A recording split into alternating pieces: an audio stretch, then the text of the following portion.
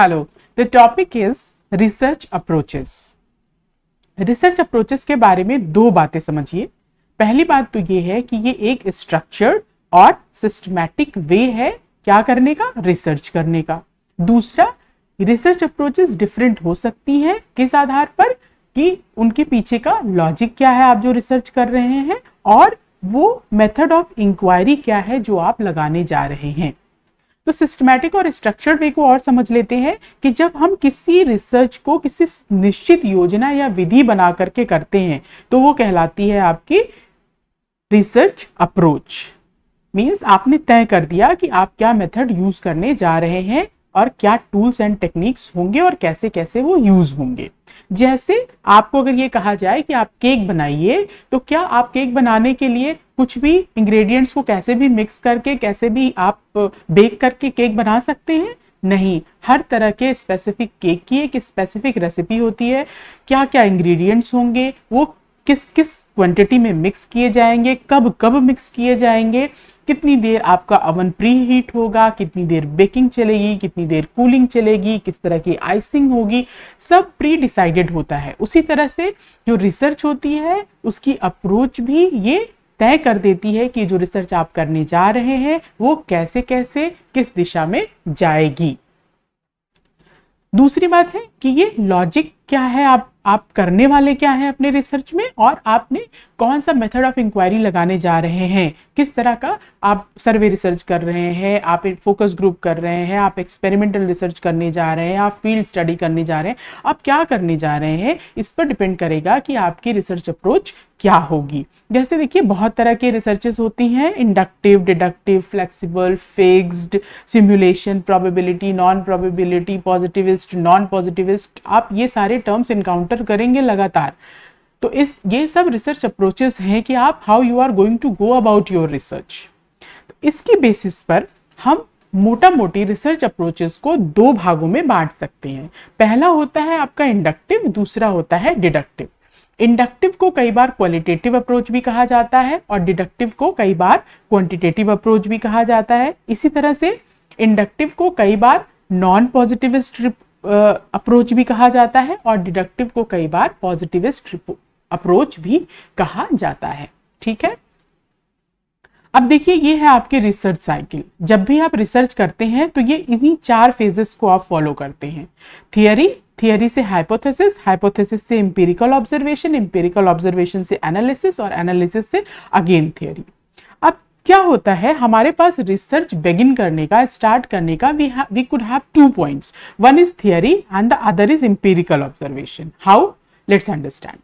से we know that underperformance is somehow related to the psychological distress। हम ये जानते हैं कि अगर कोई बच्चा अंडर परफॉर्म कर रहा है तो उसको किसी तरह का साइकोलॉजिकल डिस्ट्रेस है। वो कहीं किसी भी बच्चे के साथ हो सकता है, किसी भी क्लास के लेवल पे हो सकता है। मान लीजिए थियरी 10+2 के बच्चों पर टेस्ट की गई और वो सही पाई गई, वैलिड पाई गई।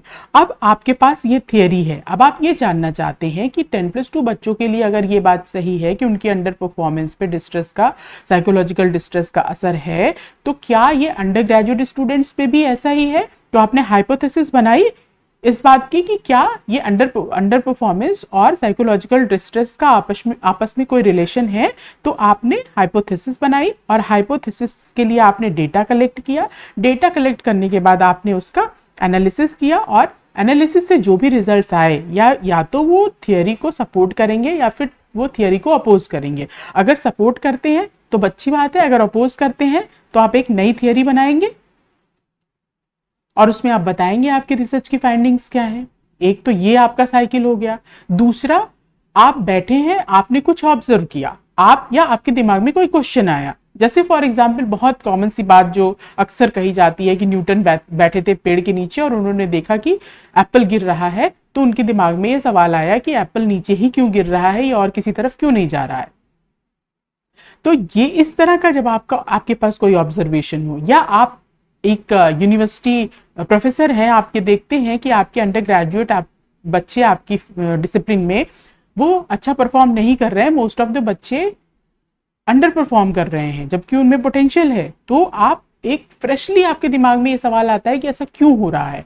आप किसी भी अंडर परफॉर्मेंस की थियरी, किसी भी साइकोलॉजिकल डिस्ट्रेस की थियरी, एनवायरनमेंट की थियरी, फैमिली सपोर्ट की थियरी, प्रेशर की थियरी आप नहीं अप्लाई कर रहे हैं। आप फ्रेशली जाते हैं स्टूडेंट्स के पास और उनसे ये जानना चाहते हैं कि उनके हिसाब से वो क्यों अंडर परफॉर्म कर रहे हैं, क्योंकि they are the sufferers, they can tell you better, they can tell you deeper things जो कि आपको दूसरी थियरी शायद ना बता पाए, और उनके हिसाब से क्या सोल्यूशन है। तो जब आप ये वाला पाथ फॉलो करते हैं तो ये यहां से शुरू होता है आपका इंपीरिकल ऑब्जर्वेशन से आप जाते हैं एनालिसिस की तरफ, एनालिसिस से आप एक नई थियरी बनाते हैं। तो हमारे स्टार्टिंग पॉइंट्स दो होते हैं, whether this theory which is already existing, and second is a research question और an observation on the basis of which you go further.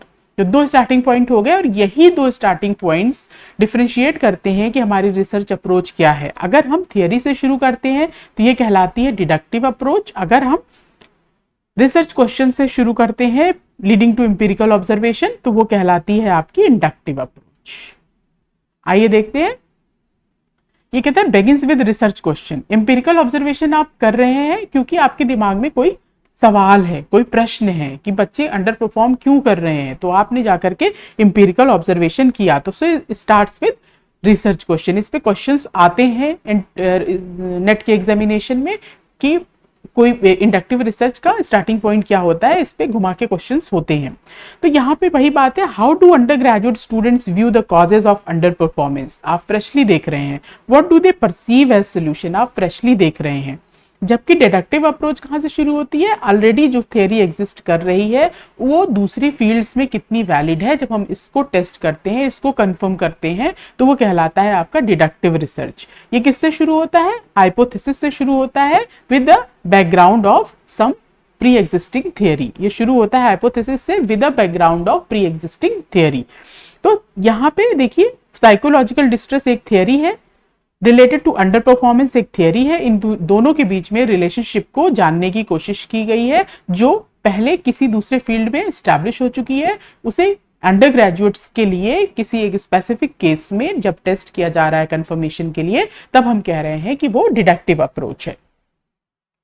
ये देखिए एक पूरा कंपैरिजन चार्ट है, यहाँ पे कंपैरेटिव एनालिसिस है दोनों की, इंडक्टिव और डिडक्टिव की। Inductive means qualitative, deductive means quantitative. मतलब इंडक्टिव में नॉन न्यूमेरिक डेटा होता है, जो फील्ड नोट्स आपके पास होते हैं, जो इंटरव्यू आपने लिया होता है, उसकी पूरी स्क्रिप्ट होती है आपके पास, जब आप उसकी इन डेप्थ एनालिसिस करते हैं, कोडिंग करते हैं, तो वो इंडक्टिव में आता है। और डिडक्टिव में न्यूमेरिक डेटा होता है, मतलब वो डेटा जिसको कि हम नंबर्स में बदल सकते हैं और उसकी न्यूमेरिकल एनालिसिस कर सकते हैं, और न्यूमेरिकल एनालिसिस करके हम उसको इंटरप्रेट करते हैं रिजल्ट्स को, तो that part is deductive. Post positivist means जब इंडक्टिव स्टडी हम कर रहे होते हैं तो उसमें रिसर्चर या फिर जो रिस्पोंडेंट है वो एक ही बात की कई न्यूएंसेस पकड़ता है, और all those nuances have to be incorporated in the study. तो इस तरह से ये क्या होता है कि इसमें थोड़ी सी सब्जेक्टिविटी आ जाती है, क्या रिसर्चर समझ रहा है किस किस तरह से, रिस्पोंडेंट क्या क्या उसके पास क्या क्या उस बात के डायमेंशन है जो आपको बता रहा है। तो ये जो होते हैं इनमें बायस कहीं आ सकता है रिस्पोंडेंट और रिसर्चर का, जबकि जो आपकी डिडक्टिव रिसर्च है इसमें कभी भी बायस नहीं आ सकता, क्योंकि ये पूरी तरह से रूल्स पर बेस्ड होते हैं। वैलिडिटी, रिलायबिलिटी, जो टूल्स और टेक्निक्स यूज हो रहे होते हैं वो अगर प्रॉपरली यूज नहीं आए, कहीं भी अगर वायलेशन होता है रूल्स का, तो ये पूरी की पूरी रिसर्च ही इनवैलिड हो जाती है। तो यहाँ पे किसी भी तरह की सब्जेक्टिविटी का कोई स्कोप नहीं होता। ये स्पेसिफिक से जनरल जाते हैं इंडक्टिव। सेब गिरता है नीचे की ओर, तो क्या बाकी सारे ऑब्जेक्ट भी ऊपर से नीचे की ओर ही गिरते हैं? अगर सारे गिरते हैं तो इसका मतलब ये है कि गुरुत्वाकर्षण का नियम सब पे लागू होता है। तो ये स्पेसिफिक से जनरल जाते हैं, जबकि ये जनरल से डिडक्टिव स्टडी जो है वो जनरल से स्पेसिफिक जाती है। मतलब अगर डिस्ट्रेस की थियरी अंडर परफॉर्मेंस पे का आपस में रिलेशन है, तो क्या वो हर एक लेवल पे है? क्या वो 5th तक के बच्चों पर है? क्या वो 8th तक के बच्चों पे है? क्या वो 10+2 के बच्चों पर है? क्या वो अंडर ग्रेजुएट बच्चों पे है? तो एक जनरल जो डिस्ट्रेस की थियरी है, साइकोलॉजिकल डिस्ट्रेस और अंडर परफॉर्मेंस की थियरी है, क्या वो स्पेसिफिक केसेस में भी लागू होती है? जब ये टेस्टिंग कंफर्मेशन किया जाता है तब हम कहते हैं कि ये डिडक्टिव रिसर्च अप्रोच है। फिर आपका आता है कि इंडक्टिव में हम नई थियरी बनाते हैं। रिसर्च क्वेश्चन होता है, हम रीजन जानने की कोशिश करते हैं और एनालिसिस करके हम कोई रीजन निकालते हैं, तो जो कि एक नई थियरी कहलाती है, और उस थियरी को हम टेस्ट करते हैं डिडक्टिव रिसर्च मेथड में। थियरी बनाई हमने इंडक्टिव रिसर्च अप्रोच के थ्रू और टेस्ट की हमने डिडक्टिव रिसर्च अप्रोच के थ्रू। करेक्ट। ये नॉन साइंटिफिक होता है क्योंकि इसमें उतने एस्ट्रिंजेंट रूल्स फॉलो नहीं होते, जबकि डिडक्टिव में बहुत ही सख्ती से नियम पालन किया जाता है, इसलिए ये साइंटिफिक कहलाते हैं। जो मेथड्स, टूल्स, टेक्निक्स, सारा कुछ रिसर्च मेथोडोलॉजी है, वो रिसर्च डिजाइन आपने जैसा किया है वो आप वैसे ही फॉलो करेंगे, उसमें बाद में आप कोई चेंजेस अपने हिसाब से नहीं कर सकते। ये अनस्ट्रक्चर्ड होता है, आप फील्ड स्टडी में है, आपको समझ में आ रहा है कि नहीं इससे बात नहीं समझ में आ रही है, आपने क्वेश्चन पूछने के तरीके बदल दिए, आपने अपनी मेथोडोलॉजी बदल दी, आपने डेटा कलेक्शन टूल बदल दिया, चलता है। इसमें ज्यादा से ज्यादा रिच डेटा कैप्चरिंग होनी चाहिए, ज्यादा से ज्यादा बात कैप्चर होनी चाहिए, मेथोडोलॉजी उतनी इंपॉर्टेंट नहीं है। जबकि यहाँ पे जो तरीका है डेटा का, जो डेटा टाइप फिक्स हो गया, जो डेटा कलेक्शन टूल्स फिक्स हो गए, उससे आप इधर उधर नहीं जा सकते। ये सब्जेक्टिव है, ये अंडरस्टैंडिंग पे डिपेंड करता है कि रिसर्चर क्या क्या अंडरस्टैंड कर रहा है और जो उसने अपने पास डेटा कलेक्ट किया है उसके क्या क्या न्यूएंसेस वो फाइंड कर ले रहा है उससे। जबकि ये ऑब्जेक्टिव है, ये न्यूमेरिकल डेटा पे परफॉर्म होता है। न्यूमेरिकल डेटा जो रिजल्ट देता है वही आपका रिजल्ट होता है, इसमें आप अपना पर्सनल अंडरस्टैंडिंग, पर्सनल न्यूएंसेस कहीं से भी इनकॉर्पोरेट नहीं कर सकते हैं।